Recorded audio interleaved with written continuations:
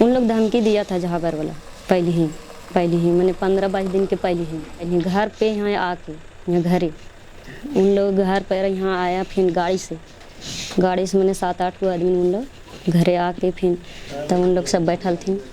तब कहलथिन कि ऐसा है कि आपको गरु व्यापारी नहीं करना है, अगर व्यापार आप करिएगा तो मार देंगे।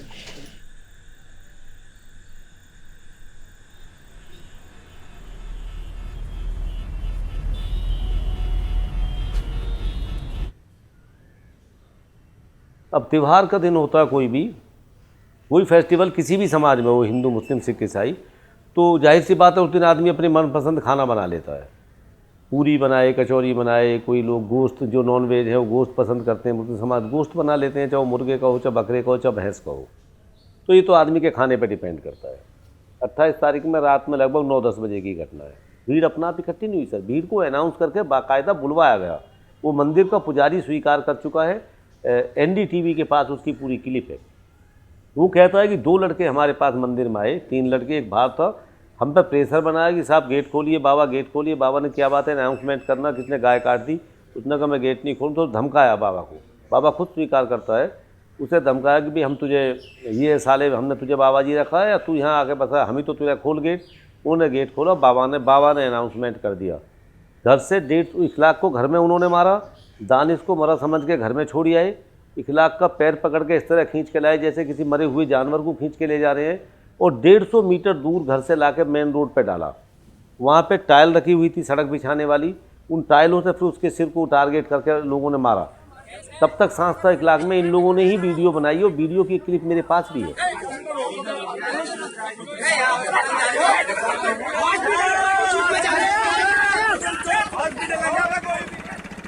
गांव के लोग भी बहुत अच्छे हैं, अच्छा व्यवहार हमारे साथ भी उनका ऐसे ही था जैसा हमारा उनके साथ था।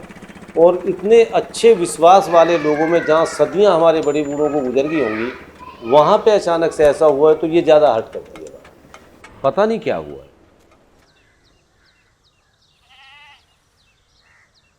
ये नहीं बोले हम कहाँ जा रहे हैं, नहीं जा रहे हैं, सिर्फ हमको यही बोले कि हम 1 घंटा में आ रहे हैं। उसके बाद हम सोचे भाई तो ही तो इनका गाड़ी बुकिंग होता है तो कहीं जाते हैं, तो लेट हो गया। करीब 10 बज गया था, अभी तक नहीं आए। अरे पापा ने फ़ोन लगा, तो फ़ोन उस टाइम हम लोग लगाए तो लगा नहीं। फिर सोचे कहीं गए होंगे, आइए जाएंगे। लगभग 11-12 के बीच में हमको पता चला, जैसे यहाँ सब लड़का लोग व्हाट्सएप चलता है तो व्हाट्सएप में सब देख रहा है। बोला अरे कोई चाचा बोल रहा है, कोई मामा बोल रहा है, बोले नहीं इसको पिटाया हो रहा है। तो हम अंदर में बैठे थे, तो कोई एक बच्चा हमको बोला देखिए मोबाइल में चलिए देखिएगा चाचा के, देखिए मोबाइल में से वीडियो में पूरा दिखला रहा है कि बाजार टाड़ है। तो रामगढ़ में जगह हम लोग को मालूम है कि जगह बाजार टाड़ है, इस जगह दुकान है, इस जगह मार्केट है, वो बाजार है। तो हम देख रहे थे, तो देखिए हमको पता फोटो अच्छी से देख लिए कि नहीं ये तो बाजार टाड़ है। तो वहाँ तक हम गए तो वहाँ तो सन्नाटा था, वहाँ से प्रशासन उठा लिए थे। फिर हम थाना गए तो थाना में भी नहीं थे। थाना नहीं थे तो वहाँ करीब 1-1.5 घंटा वहाँ भी बैठे। तो वहाँ थी सब बोलने लगे, हम बोले कि हम उनको खोजने के लिए आए हैं जो सुबह घटना हुई बाजार टाड़ में, उसका हम पत्नी है, वो आदमी कहाँ है, हम उसको खोजने के लिए आए हैं, चलिए इनको दिखलाए। तो बोले नहीं। वहाँ एक अचानक हमको बोल बैठा सर कि देखिए हम लोग उसको वहाँ से तो लाए लेकिन इस पार कर दिया। तो हम रोने पटकाने लगे थाना में। तो मेरा सांस का प्रॉब्लम है, अचानक अगर कोई बात अगर हम सुनेंगे तो अचानक हमारा सांस रुक जाती है। हमसे जो छोटा है वो मदरसे में पढ़ाई करता है। अच्छा। तो कल ही गया पढ़ने के लिए, आया था घर, तबीयत उसका भी सही नहीं था तो आया था इलाज के लिए। तो इलाज करवा रख के उसको कल हम भेज दिए मदरसा। और एक भाई है वो इस साल मैट्रिक का एग्ज़ाम दिया है, और एक जो छोटी वाली जो सिस्टर है वो 8th क्लास का एग्ज़ाम दिए सरकारी स्कूल में। और एक सिस्टर और है उससे बड़ी, तो पापा का ये हादसा होने के बाद उसकी पढ़ाई रुक गया। अपना खुद का गाड़ी थे, ऐसे कोई बुकिंग में ले गया, शादी उदी ले गया, बस ऐसे इसी तरह चलता था ये गाड़ी। इसी में हम लोग खुशहाल थे, बढ़िया थे, अच्छा था। जब लास्ट जिस दिन हम जयपुर गए थे मैंने कहा अब्बा मैं भी घूम कर आऊँगा, जयपुर देख कर आऊँगा कैसे हैं। तो उसने कही नहीं तू क्या करेगा, आएगा जाएगा नहीं परेशान हो जाएगा। मैंने कहा नहीं मैं तो ऊपर बैठ कर चला जाऊँगा, ऊपर बैठ कर आ जाऊँगा। उसने कही नहीं मानता तो चल दो। बहरौड़ जो मेन पुल है वहाँ पे 3-4 बाइकों पे 8-9 बंदे थे। मैं बोले कहाँ ले जा रहे हो? पैनचुद मुसलमान हैं और ये गायों को काटते हैं और इनको मारो। फिर हमने उनसे बहुत सारी कही भाई साहब हमारे पास पूरा प्रूफ है, हमारी गायों को उतार कर दूध काट कर निकाल कर देख लो, आपके कोई विश्वास नहीं है तो। लेकिन उन्होंने कोई बात सुनी नहीं। उनके लिए हमने जो बिल है हमारे पास, जो वहाँ से हुलिया कटा था वो नगर निगम का मिला था। जो ड्राइवर था वो हिंदू था। जब वो उस पर मार पड़ी, 1-2 चांटे उसके लगे तो उसने कही भाई मैं तो हिंदू हूँ, मैं तो तुम्हारा भाई हूँ, मेरे को क्यों मार रहे हो? फिर उनने बोला कि भाई ये तो हमारा हिंदू भाई है, इनको छोड़ो, और ये मुसलमान है, इनको सबको मार दो, जला दो। बहरौड़ में 2 कार छिना जिसमें 45,000 खरीदी है हमारी। 30-40,000 रुपया बच भी रहे और मेरे पास थे, वो मेरे जेबा में से निकाला, मेरे पंटे भी लिखा वैसे मेरे पास थे, नहीं पापा के पास थे नहीं उसके पास, मेरे पास थे। 35-40,000 मेरे पंटे ही लिखा। हमारे यहाँ के जो लोगों का अब जो इस घटना से इतना डर हुआ है, अब आपकी गाय मैंने ले ली यहाँ से, अब मेरा गांव 10 किलोमीटर दूर है, तो 10 किलोमीटर ले जाने की हिम्मत नहीं है उसकी। क्या हमारे यहाँ पे बिल्कुल बहुत ज़्यादा नुकसान तो हुआ ही हुआ है कि बहुत सारे डेयरी वाले गाय से ज़्यादा यहाँ पर रुपए पैदा करते हैं। लोगों को रोजगार कर दिया। हमारे यहाँ के लोगों को बिल्कुल रोजगार यही था एक व्यापार का और खेतीबाड़ी का, यही इस सरकार ने ख़त्म कर दिया। अब क्या रह गया हमारे? ये तो एक मुस्लिमों का टारगेट करना है इन्हें कि इनका जो मुस्लिमों पर ज़्यादा करके यही दूध का यही व्यापार का काम है, यही इसको टारगेट कर करके इसको भी ख़त्म कर देंगे खाली बस। BJP MLA from Ramgarh, Alwar has said that if you smuggle cows, you will be killed. Now, he was referring to the arrest of an alleged cattle smuggler in Alwar district. मेरा तो सीधा कहना है कि गौ तस्करी करोगे और गौ कशी करोगे तो यूं ही मरोगे, क्योंकि जनता में गाय माता के प्रति, गौवंश के प्रति और माँ है, क्योंकि मातृ शक्ति का यह देश, माँ का यह देश, जनता को रोष आता है, गुस्सा आता है। ये मजलूम अंसारी ही घर बनाया, ठीक है, और ये बंटी साहू सीमेंट का ही व्यापार था, सारा सीमेंट उसी के पास से आया है। वैसे वो लोग दोस्त सब ठीक था, लेकिन उसका ये दिक्कत था कि तुम बैल का व्यापारी छोड़ दो, हम गौरक्षा दल का ये है, समझा ना, नहीं तो आपको पहले भी धमकी देता मार देंगे। बंटी साहब है या अरुण साहब। हम लोग 3 बजे के लमसम डुमरटांड से हम लोग निकले थे। डुमरटांड से इम्तियाज और मजलूम दोनों को डरा करके हम पीछे से बोले कि हम मैंने आ रहे हैं, आप लोग आगे चलिए। तो जब झावर गांव ने हम पहुंचे तो जानवर देख रहे हैं कि इधर उधर रोड किनारा दौड़ रहा है, मजलूम और इम्तियाज की कोई पते नहीं है। तो कुछ दूर दाहिने साइड में कचिया रोड है, बस्ती पर थी, जंगल पड़ता है। तो जब वहाँ पहुँचे कुछ दूर तो बचाओ बचाओ चिल्ला रहा है। तो दौड़ के जब हम आगे घुसे तो रोड किनारा से आगे जब घुसे तो जंगल में देख रहे हैं कि सबके अरुण साहब, बंटी साहब और मनोज साहब 8-7 थे, वो सब डर से हम छिप गए थे, नहीं तो हमको भी मार देते। तलवार था, लाठी सा, गड़ासा था, पिस्तौल सब था उसमें। देख रहे हैं कि सब मार रहे, तो हमको बेहोश टाइप के हो गए। इसके बाद देखे कि गछ में फांसी लगाया, और इसके बाद जब वहाँ से जब चल दिए तो कुछ देर के बाद हम निकले, एकदम पंकरी रोड में हम निकल गए, कोई हमको पता नहीं चला। इसके बाद उस तरह हम भागते रह गए। कौन जान रहा है कि रात में हम 8 बजे रात के मजलूम जर बात करें कि बाबू से कैसा हम मेरा बाबू, तो ना भाभी ठीक है तुम्हारा लड़का, हाँ तो खाना वाना खैलो, तो हाँ खाना वाना खिया के हम सुता दे रही हैं, इतना तक बात हुई। तो कौन जान रहा है कि इतना जाकर 4 बजे भोर को ऐसा हो ही जाएगा, कोई इतना ही जान रहा है। इतना बड़ा बच्चा है, सो उसको पढ़ने भेजते हैं स्कूल, गांव वाला स्कूल में, कहता है कि नहीं जाएंगे मारेगा, नहीं जाएंगे मारेगा, उसको जेबो नहीं करता है, गाँव घर ही में रहता। उसका नाम लेते हैं, रब खटिया में गिर जाते हैं, बीमार पड़ जाते हैं, बस वही चलते हम उसका नाम ना लेते। इतना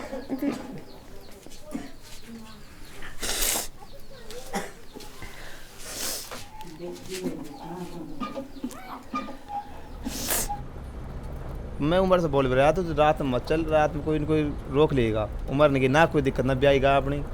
तो हम गहनकर गांव में वो पहले मोटरसाइकिल मिल गया गहनकर से पहले, और आगे इनने 100 गांव में निकलते हैं, आगे कंडक्टर साइड खड़ी कर रखी और कंडक्टर साइड लिए खड़ा। तो एक पेड़ के उटक से इन्हें गोली दी 8-7 आदमियाँ, और उनको ने फिर इन्हें एकदम फायरिंग चालू कर दी। हूँ तो गाड़ी शुद्ध माई है, उनको ने फायरिंग चालू करी है।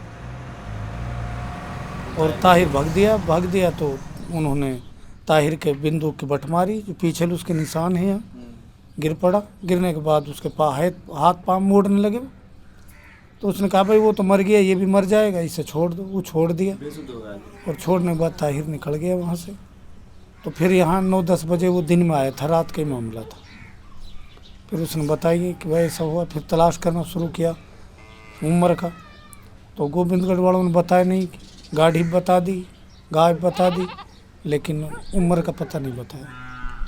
फिर दूसरे दिन गए, जब उन्होंने बताया कि भाई ये रात में ये लाश लावारिस मिलती है रामगढ़ रेलवे स्टेशन वहाँ पे पटली पे।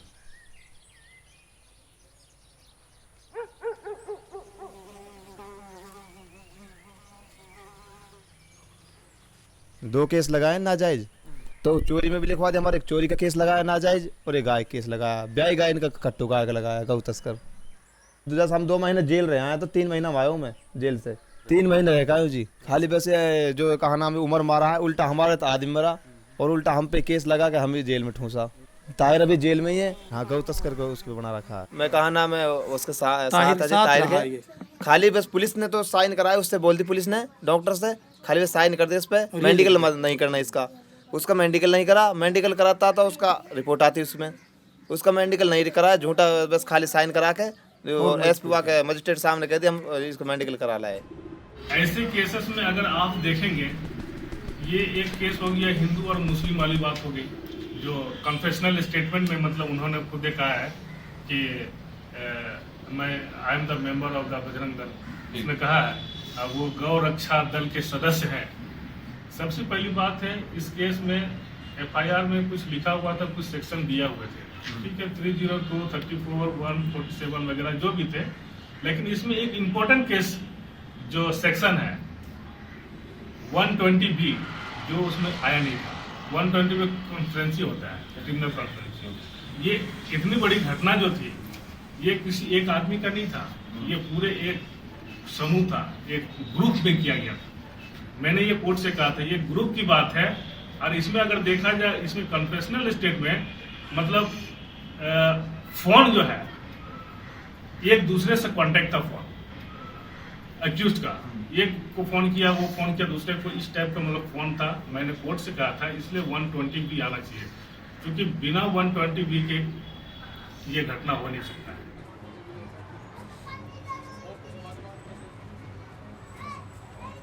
यहाँ गांव में जाता था, वाली खेलता था, वॉलीबॉल। आप भी खेलते थे? नहीं, मैं तो उसके साथ वैसे ही जाता था। वो वाली का बहुत शौकीन था, और वहाँ जाकर वाली खेलते थे गांव वालों के साथ, असर बार और रोज।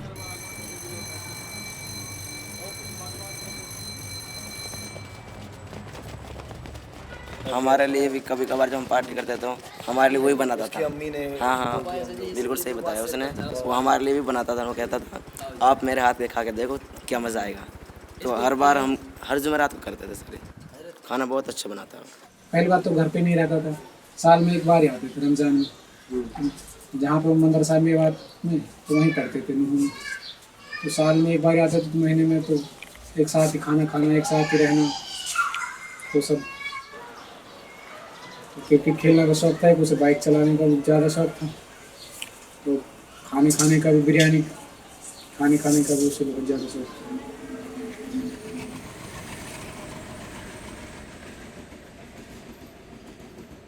ये सभी छुट्टी पाए, वो भी ये सब छुट्टी पर सब खूब बढ़िया हुई। अल्लाह का शुक्र, कोई टेंशन ही नहीं हमने तो। हमारा कोई मतलब ना लड़ाई झगड़ा सुखा इशू भी ना, कुछ भी ना।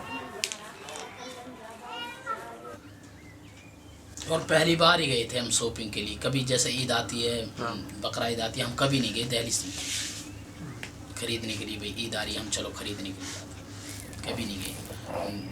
हम जाते थे अब्बू अम्मी के साथ यहीं बल्लभगढ़ फरीदाबाद से गाड़ी में सब साथ में। उसी दिन हम गए थे बस दिल्ली सदर बाज़ार। उतरने के बाद हम जामा मस्जिद घूमे और एक मदरसा हमारा आज़ाद मार्केट, वहाँ पे भी गए थे हम। और सबका हमारा रोज़ा था, हम पानी भी नहीं पिया, कुछ भी खाया भी नहीं। रोज़ा था हमारा क्योंकि हम रोज़े में कुछ पानी भी नहीं पीते, खाने की तो बहुत दूर की बात है। उस टाइम हम फिर वापसी में शॉपिंग करी हमने कपड़ा वगैरह की और बहुत सारा सामान लिया ईद के लिए और घर के लिए भी, बहन के लिए भी, भाई के लिए भी बहुत सारा सामान लिया था हमने। तकरीबन हमने 8-7 हज़ार रुपये का सामान वहाँ से लेकर वापसी 5:30 बजे की ट्रेन पकड़ी थी।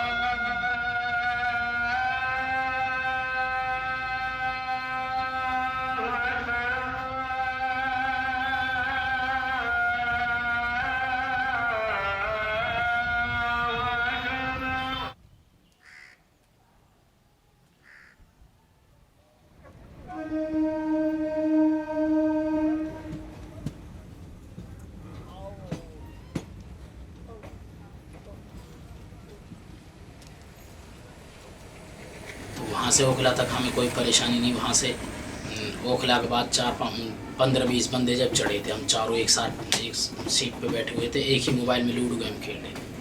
तो वहाँ से जब वो 20 बंदे चढ़े थे, 20-25 बंदे, तो उनमें से एक बुज़ुर्ग ने सीट मांगी तो जुनैद भाई ने सीट भी दे दी थी उसके लिए, बुज़ुर्ग आदमी बैठ जाने दो। तो जैसे ही जुनैद भाई खड़ा हुआ तो उसके जो उनके साथ चढ़े थे उन्होंने धक्का मारा जुनैद के। तो हमने कहा प्यार से ही, भाई तुम धक्के क्यों मार रहे हो, अगर सीट लेनी है तो हम भी छोड़ देंगे। हाँ। तो जब उन्होंने कहा तुम मुल्ले हो, कटल्ले हो, तुम पाकिस्तानी हो, तुम गद्दार हो, तो उन्होंने ये लफ्ज़ कहा तो हमने कहा भाई तुम ऐसे क्यों बोल रहे हो, हम भी तो हिंदुस्तानी हैं, हम भी तो हिंदुस्तान में रहते हैं, हम इस देश के हम भी और हम भी यहीं पे रहते हैं, बस पास में ही थोड़ी दूर है हमारा घर भी। तो उन्होंने कहा तुम मुसलमान हो, तुम गाय का गोश्त खाते हो। मेरे सर पे से टोपी फेंक दी उन्होंने, दाढ़ी पकड़ी, उन्होंने मारना पीटना चालू कर दिया। तो कल का बाद से किसी के फ़ोन से मुझे फ़ोन आया, मैं शाम को घर पे ही था, तो उन्होंने बताया कि मैं शाकिर भाई जुनैद बोल रहा हूँ कि आप ऐसे ऐसे हमारे साथ कुछ लोग मार पिटाई कर रहे हैं, धर्म के खिलाफ आप शब्द बोल रहे हैं, तो आप हमें बल्लभगढ़ लेने के लिए आ जाओ। पूरी बोगी उनकी तरफ हो गई थी। कुछ लोगों ने हमको पकड़ रखा था, कुछ लोग लात से मार रहे थे और वो चाकू मारने में लगा हुआ था। तो हम हेल्प मांग रहे थे, किसी ने हेल्प भी नहीं दी हमें। अगले स्टेशन असाउटी आया तो हमने कहा भाई उतरवाते दो हमें, लेकिन फिर भी वो जैसी ट्रेन रुकी फिर भी वो मार के उतर रहे हमको, पीछे की तरफ से उतर गए, कुछ प्लेटफार्म पर उतरे, फिर हम किसी ने उतरवाया भी नहीं, हेल्प भी नहीं करी, चलो इनको अब उतरवाते दो। तो फिर हमें उतरने ना दिया वहाँ ट्रेन से बल्लभगढ़, क्योंकि हमारा स्टेशन बल्लभगढ़ लगता है।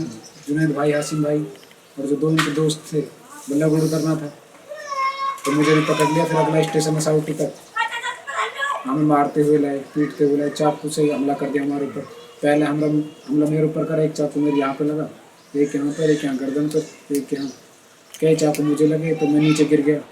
तो ऐसी जैसी जुनैद भाई उसे उठाने के लिए गया, भाई अब तो इसे थोड़ा उठा लूँ, तो ऐसे ही फिर उन लोगों ने जुनैद भाई को पकड़ लिया, फिर उसको चाकू मार रहा, वो बार बार चाकू मार रहा। फिर जुनैद भाई जैसे ही गिरा, फिर मुझे भी पकड़ रखा तो मुझे भी मार रहे। तो वहाँ से जैसे मैं जुनैद भाई को उठाने के लिए गया, मुझे भी 3 चाकू मारे, एक यहाँ पे चाकू मारा और 2 यहाँ पे चाकू मारे मेरे को।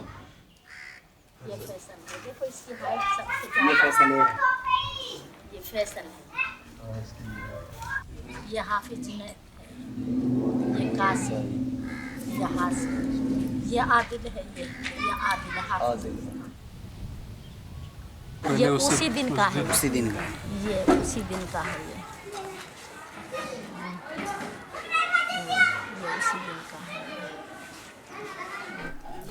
ये लड़का यहाँ के गैल है, ये गांव के है, ये लड़का है तो भाग आयो बल्लभगढ़ से। पहले मैं लड़की ने पढ़ा कर 60-70 लड़की पढ़ावे में। अच्छा, आप पढ़ाते थे पहले? हाँ, अब कुछ अब ना पढ़ा, अब मेरे बस की ना, मेरे दिमाग काम ना करे, खुद ही सिर में दर्द हो रात दिन।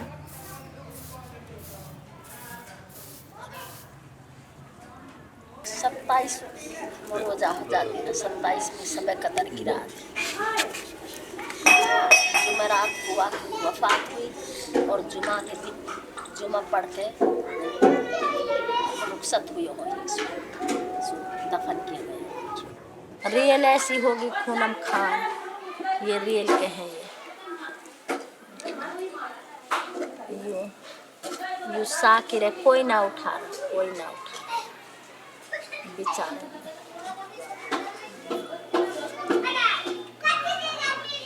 ये गए हैं ना दोनों भाई, इसके भी चाकू लगे हुए नहीं यहाँ पे। हाँ ये याद तगड़ा है। पूरा गांव में हमारे इतना सदमा है उनके वाटे में कोई है।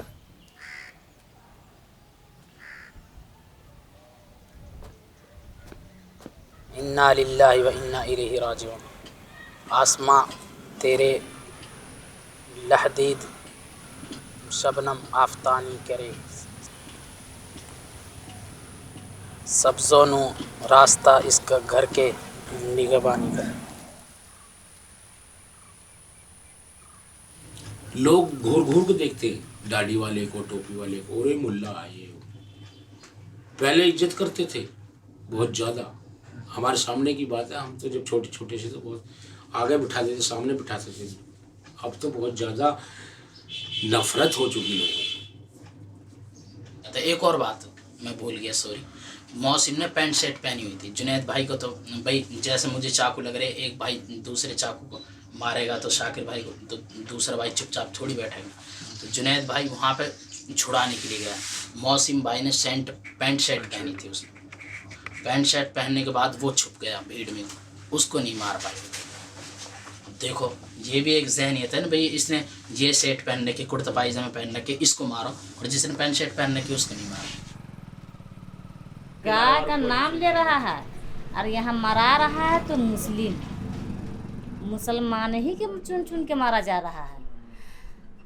गाय पालने के लिए भी ले जा रहा है तो क्यों है, क्या है बे, मुसलमान है बे। हाँ मारो बे, मार दिया, जान से ही मार दिया। इन्हें के मार के गोढ़ा तोड़ दे सो बात नहीं है। गाय के नाम से मुसलमान ही के मार चुन चुन के मारा जा रहा है। आप इतना जगह है, हर जगह सुने होंगे, ऑल इंडिया सुने होंगे, क्या एक जगह कहीं भी आप सुने कि नहीं हिंदू गाय ले जा रहा था उसको जान से मार डाला?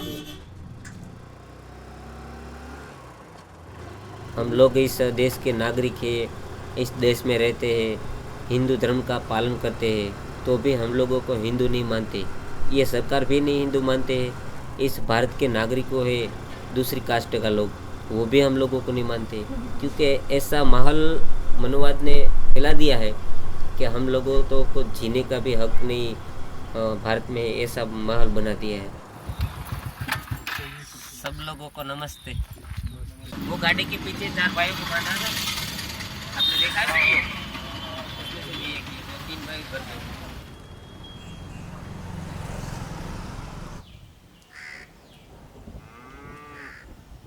ये रोहित वेमुला का फोटो है। ये भी उसका है। ये उसको स्कूल का फोटो है जो बाहर निकला हुआ था ना, वो यूनिवर्सिटी में से। अभी भी मंदिर में नहीं जाने देते हैं और हम मंदिर में जाते भी नहीं हैं। और हमारे दलित समाज के लोग हैं जिसके खेत पे काम करने गए होते हैं ना मजदूरी के लिए, वासन लेकर जाना पड़ता है। अभी पानी भी ऊपर से डालते हैं।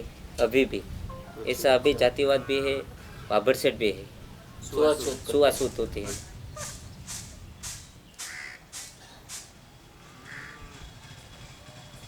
ये दादा है हमारा, वो भी पूरी ज़िंदगी चमड़ा निकालने में बिता दी। और मेरे पापा भी इतने उम्र के हो गए, 50 साल के हो गए, और इतने उसने भी ये चमड़े निकालने में पूरा जीवन बिताए। और हम 2 भाइयों को भी उसमें शामिल किए थे। ये जो एक चमड़े होते हैं ना, 300-400 रुपये मिलते हैं। तो एक दिन में 2-3 गाय भैंस होती है तो 1000 रुपये मिलते हैं। हमारे समाज के जो एक युवा है, भावनगर के टिम्बी गांव का लड़का था, उसने घोड़ा रखने का शौक था तो उसने घोड़ा खरीदा था तो उसके पर भी हमला करके उसको मार दिया है। और आकोलाली गाँव है, लालजी भाई सरवैया, वो हमारा परिवार का है, हमारा अंकल है, वो उसको जिंदा जला दिया था। क्योंकि ये मकान का जो पत्थर बना हुआ है ना, उसकी जो चक्कड़ी आती है वो चला रहे थे। और उसने किए ऐसा गांव वालों ने सोचा कि वो आगे बढ़ रहे हैं और उसका पैसा भी सारा मिलता था उसमें, इसलिए उसको कुछ सहन नहीं किया और इसने जिंदा जला दिया। बाबा साहब ने जो संविधान के अंदर हक और अधिकार दिए और समानता जीने का जो हक दिया है भारत के अंदर नहीं पर पूरे विश्व के अंदर, वो अभी नहीं है।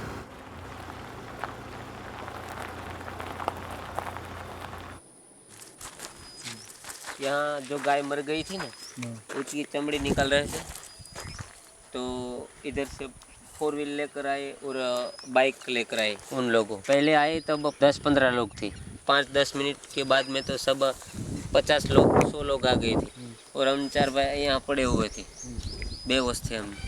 तब मेरे पापा इधर से आए बाइक लेकर, मेरे मम्मी को भी गाली बोल रहे थे और डंडा भी मारा था। इधर पुलिस का डंडा था, फाइबर प्लास्टिक का वो था इसके पास।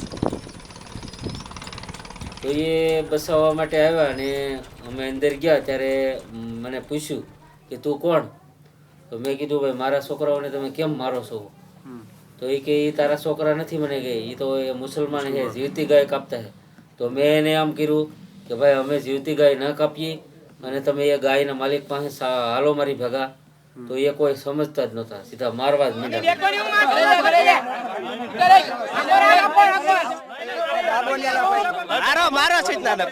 मुझे चित्र दिख रहा है कि हम लोगों को कैसे पीटा था, वो सामने आ रहा है सब। हम पे दूसरी बार ये जगह पे आए हैं।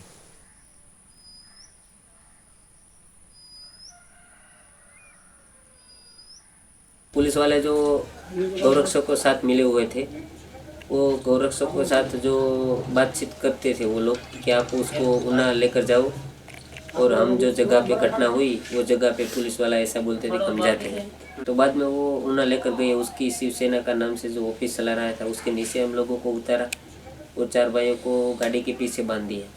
गाड़ी के पीछे बांध दिया, बाद में वो गाड़ी एकदम स्लो चला के वो पुलिस स्टेशन वहाँ से 1 किलोमीटर दूर है। जब गाड़ी के पीछे बांधकर हम लोगों को मारने का शुरू किया, तब जब पुलिस स्टेशन के अंदर तक पहुँचे हमें, तब तक मारते रहते। पुलिस स्टेशन के अंदर हम गए और पुलिस स्टेशन के अंदर जो कस्टडी थी उसमें हम लोगों को 4 भाई को डाल दिया और वहाँ पे पुलिस स्टेशन के अंदर भी हम लोगों को पीटा था।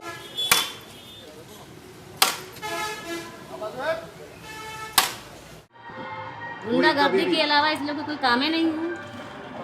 जैसे आप ले जा रहे हैं गाय, आपको शौक है ना कि हम गाय रखेंगे, दूध खाएंगे, हमारा बाल बच्चा खाएगा, शौक तो आपको है ना। अगर आप ले जा रहे हैं तो आपको पकड़ के जान से मार दे रहा है। ऐसा भी नहीं होना चाहिए। किसी खेती बाड़ी है तो बैल ले ही जाएगा जोतने वास्ते कि मेरा खेत में, ऐसा थोड़ी है कि सब काटने वास्ते ही ले जा रहा है। तो उसको भी पकड़ के, और वही बैल पकड़ के रख रहा है, वो अपने बेच रहा है, उसका माल वो रख रहा है और उसको जान से मार दे रहा है। तो ऐसा ही नहीं है कि कोई दूध खाने वाला भी ले जा रहा है, उसको भी आदमी पकड़ के जान से मार दे रहा है। कोई खेती बाड़ी करने ले जा रहा है, उसको भी जान से मार दे रहा है। तो क्या है, ये गुंडागर्दी तो है? ये तो गुंडागर्दी है ना। कोई अच्छा नहीं करता है। वो गुंडागर्दी के अलावा कुछ नहीं जानता है। क्या जानेगा गुंडागर्दी के अलावा? किसी का जानेगा वो? किसी का परेशानी, किसी का मुसीबत, किसी का दुख का मरम जानता तब तो किसी दुख जानेगा। कहाँ दुख जान रहा है? तो गुंडागर्दी जान रहा है कि कैसे हम गुंडागर्दी करें। देखो, एक भाई है और जब ये हालत भाई की कोई ये दुर्दशा देखेगा, उसकी बॉडी को इस तरह इंजर्ड देखेगा, किस तरह उसका दम निकला होगा। शरीर की कोई ऐसी हड्डी नहीं थी जो टूटी हुई ना हो। तो ये उसका कान भी दोनों गायब थे, सरियों से, तलवार से, पता नहीं किससे काटे। ये सारा यहाँ से हिस्सा कटा हुआ था, सारी पसलियाँ नीली, हड्डी पतली। तो ये महसूस मैं करता हूँ कि भाई किस तरह उसका दम निकला होगा। अगर हमारे कील भी चुभ जाए सर तो हम तड़प उठते हैं। किस तरह पीट के उस आदमी को बिना वजह मारा गया, खींच के कुत्ते की तरह लाके रोड पे डाला गया, गली में सर खिचड़ते आ रहे नालियों में, वहाँ लाके ईंटों से हिट करके मारा गया तड़पते हुए आदमी को, तब तक सांस था। तो आप खुद महसूस करते हैं जैसे जिन नज़रों के सामने ऐसी निरसन सत्या हो, तो यार वो कैसे भूल सकते हैं। या एक भाई तो ऐसा होता है चाहे दूसरे भाई से कभी बोल चाल भी ना हो तब भी उसका दर्द नहीं भूल सकता। ये सामने हमारे कबर है, हम निकलते हैं, बार बार आते हैं जाते हैं यहाँ के, वो तो हमें पता है हमारे दिल पे क्यों मरती सारी दुनिया है, मरना तो हमें भी है, सबको ही मरना है, पर तरीके के साथ। जो उसके सपने थे वो तो रह गए उसके साथ, अब क्या करेंगे।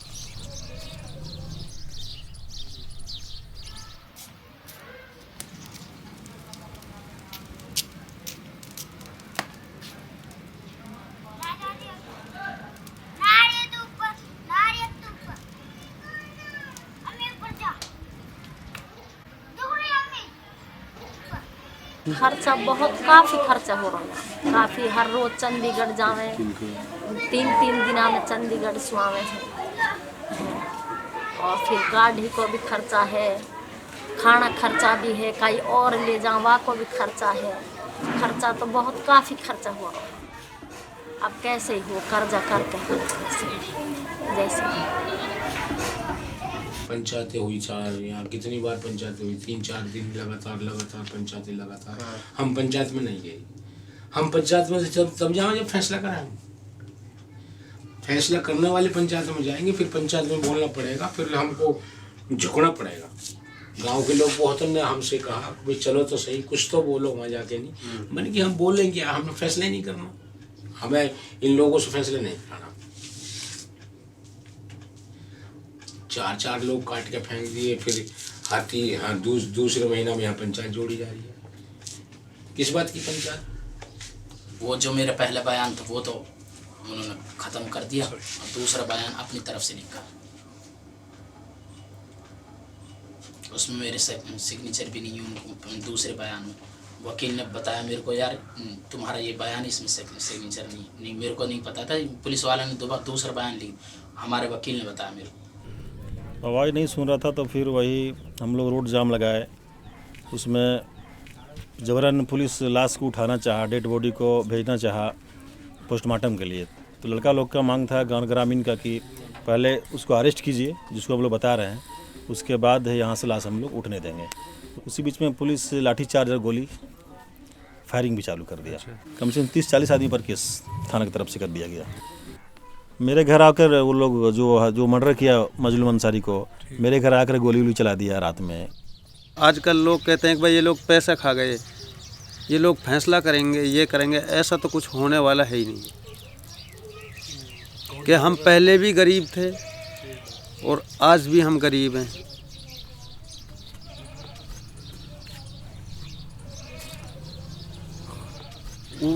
जो हमारी घटना है उसके मामले में उसका पैसा कुछ नहीं है, उसकी कीमत। बेशक हम गरीब हैं, गरीब ही रह जाएंगे, कोई बात नहीं। पहले भी हम गरीब ही थे, कि हमारा अब्बा जान अपनी मौत मर जाता, तो जब भी हम इसी तरीक़ा से रहते, तो आज हम उसकी मिट्टी बेच के पैसे ले लें तो फिर तो हमारा क्या दुनिया में रहना है। हम ऐसा काम नहीं करा। चाहे कोई गाड़ी भर के रुपया हमारे लिए दे, दौलत दे, तो हम तो भी हमें कुछ नहीं चाहिए। और हमसे वहाँ बार बार धमकी देते हैं कि यहाँ तारीख पाओगे, गवाही पाओगे, हम गोली मार देंगे। एक बार जयपुर हाई कोर्ट में हमें वो मिला था, एक लड़का की बेल हुई थी, तो वह उस तारीख पर हम भी गए थे और वो भी गए थे। जब उसकी बेल हो के वहाँ से निकली तो हम भी अपनी गाड़ी में लेके आ रहे थे। या अपनी गाड़ी में हम 4-5 बंदे थे और उनने हमारी गाड़ी के बराबर पाछे चलते रहे। जब जयपुर पार हो गया, जब बराबर में आके बोला कि आगे आ जा, तेरे को हम बताएंगे कितनी तारीख बजाता तो कितनी बेल को रोकता है। जी अब क्या करें, हमारे साथ एक घटना हुई है, चाहे हमको कई दिन वो मार क्यों नहीं दे। देख हमने केस तो ये लड़ना है, हम तो जाएंगे, जब हमारी तारीख आएगी तो मारेंगे तो मारने दो। 307 हटा दी, 302 हटा दी इन चारों पे, 120 हटा दी, न 400 लगाई, क्या नाम है, जो जिस पे जमानत होती नहीं है, 348, 317, 327 ऐसी धारा लगा रखी है। आम झगड़ा होता है, मार थप्पड़ दौड़ का, वो आम जमानत हो जाती है उसमें। 325 भी नहीं है उसमें, 325 भी नहीं है, 325 तो झगड़े का ही है, 325 तो हड्डी टूटने का है, वो भी नहीं है। वहाँ से 10-15 दिन के बाद शाकिर भाई निकला, और फिर उसके बाद एक अपोलो हॉस्पिटल है, वहाँ पर शाकिर भाई दाखिल थे। इतनी में सुनते हैं भाई एक की बेल हो गई, 21 दिन में 31 दिन में इस एक की बेल हो गई। हमारा भाई जबकि हॉस्पिटल में है और एक अभी हॉस्पिटल से बाहर नहीं निकला और एक की बेल हो गई वहाँ पे और सदमा हुआ। जैसी 4 बंदों की बेल हुई, अब्बू का हार्ट अटैक हो गया था। बार बार ऐसे छोड़ने से, इनको बेल लगने से हमें और शर्मिंदा क्यों करते हैं भाई? हमारा भाई चला गया, एक बिल्कुल ख़त्म है, वो कुछ नहीं कर सकता, हमें बार बार शर्मिंदा क्यों करते हैं भाई? बहुत एक बार मार दिया बस, बार उनको मारने बावजूद भी छोड़ रहे हैं। कभी कभार रात में हो जाता है, सोता रहता हूँ तो चौंक एक तरीके से सोता सोता खड़ा हो जाता हूँ रात में, वही चौंक उठ जाता हूँ दिमाग में, वो रात में कभी कभार मंजर वो सामने दिखने लगता है, तो उसकी वजह से घबराहट हो जाती है।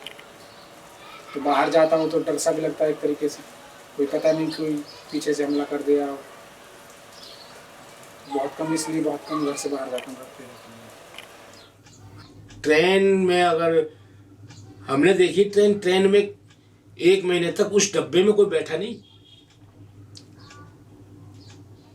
उस डब्बे के अंदर 1 महीने के अंदर 1 महीना वो कोई बैठा नहीं उस डब्बे में, और खाली जाती थी ट्रेन। इतना भयंकर वो था वो, और उनको जमानत दे रहे लोग, बताओ।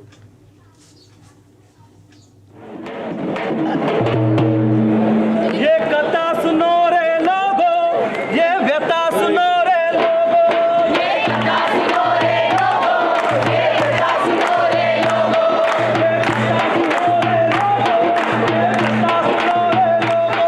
ये कथा सुनो रे लोगो, ये कथा सुनो रे लोगो,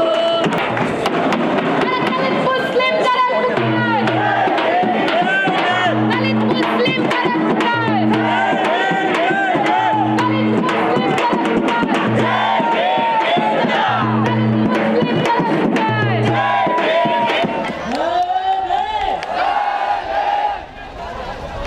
મોટા સમજેલા ગામની અંદર અમારા 4 ભાઈઓ પર અત્યાચાર ગુજારવામાં આવ્યો છે। તે દુઃખ અમારા પર થયું છે, એના અમારા પ્રતાપગઢના દલિત સમાજે દુઃખી છે। गुजरात के दलित समुदाय के लोग आज रोज ऊना की धरती से डॉक्टर अंबेडकर के नाम से ये शपथ लेते हैं। मरा हुआ माल और मरा हुआ ढोर है उसका काम नहीं करेंगे। गौरक्षकों को जो ताकत किसी भी देते हैं तो सरकार देते है। ये मनुवाद ने गाय माता गाय माता गाय माता करके सारे भारत में अंधश्रद्धा फैला दी। गाय में 33 करोड़ देवता होता है। हमने लाखों की संख्या में गाय का चमड़ा निकाला है, लेकिन एक भी देवी देवता उसमें खून में नहीं मिला। उसके जो हाथ पग और सर भी है उसमें किस पे हमें किसी में नहीं देखा है 33 करोड़ देवता है। 33 नहीं, एक भी देवी देवताओं ने देखा है।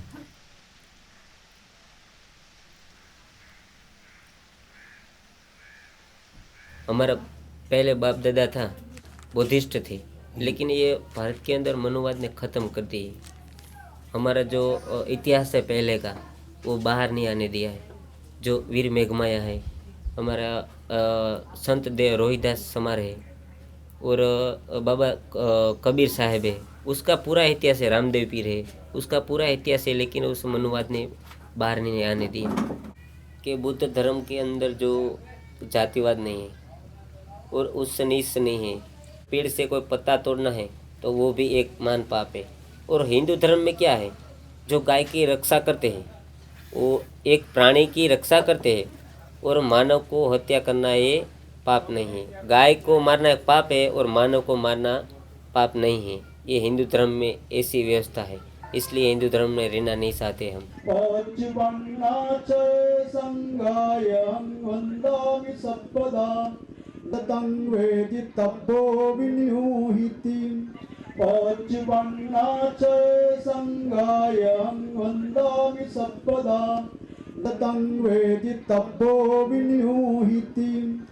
दमं जीवित पर्यन्तं शरणं एतेन जो हम अब मदरसा बन रहा है वहाँ पे वो जिंदा था, उस टाइम वो ज़मीन खरीदी थी। यहाँ पे एक मदरसा बनाएंगे और गरीब बच्चों को पढ़ाएंगे। तो जैसे नींव भरी जाती है ना, 2 नींव भरवा के भी गया था हम वहाँ पे, काम भी करवा का है खुद ने, फावला चला कर उसने, और खुद इतने बड़े बड़े पत्थर रखे उसने खुद ने अकेले, भाई यहाँ पे हम हेल्प करेंगे और गरीब बच्चों को पढ़ाएंगे। उसके सपने को पूरा करेंगे, हम पूरा कर रहे हैं। हमने तो ये सोच रखी है कि जब हमारा अब्बा ही मर गया तो हम भी मर जाएंगे। नहीं, हर एक लोग वहाँ पे जाने के लिए भी कोई तैयार नहीं है। हम यहाँ से जाते हैं, किसी गांव वाले से बोले भाई साहब हमारे साथ बहरौर तक चल दे यार, हम तारीख लगा करें अपने अब्बा की। नहीं भाई हम नहीं जाएंगे, और क्या करें बताओ। फिर अब हम भी नहीं जाएंगे तो फिर तो उनकी बात ही पार हो जाएगी। मारने दो तक मार देंगे, मुझको मार देंगे, फिर यह है, फिर इसको भी मार देंगे, फिर वो है। कब तक मारेंगे? मारने दो। जब तक हमारी ज़िंदगी है, जब तक हम तो इसको इसी तरीक़ा से चलाते रहेंगे, लड़ते रहेंगे। अब ये ना मिले या ना मिले, ये तो कुदरत का हाथ। जैसे मेरा शौहर के उन लोग मार के फांसी सजा में टांग दिया, उन लोग के फिर सजा ना होगा भैया। उन लोग के हम चाह रहे हैं कि उन लोग के फिर जैसे मेरे शौहर के मार के फांसी सजा में टांगे, वैसे उन लोग की भी फांसी सजा हम चाह रहे हैं कि उन लोग के भी फांसी सजा होना चाहिए। उन लोग के भी जैसे मेरे दिल बाल बच्चा भी तड़प रहा है, वो कहने के लिए मेरे दिल तड़प रहा है, मेरे शौहर के लिए तड़प रहा है, छछन रहा है। बेचारी घर चलाने वाला कोई नहीं है, मेरे छोटे छोटे बच्चा भी अबू कहने के लिए तड़प रहा है, मेरा दिल तड़प रहा है। मेरे घर में कोई चीज पुराने वाला कोई नहीं है।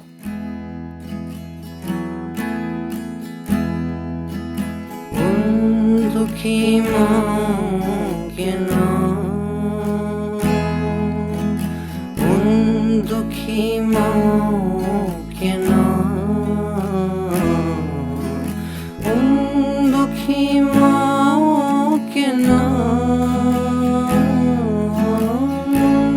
दुखी माँ के नाम। रात में जिनके बच्चे बिलखते हैं और नींद की मार खाए हुए बाजुओं से संभलते नहीं, दुख बताते नहीं, मिन्नतों जारियों से बहलते नहीं।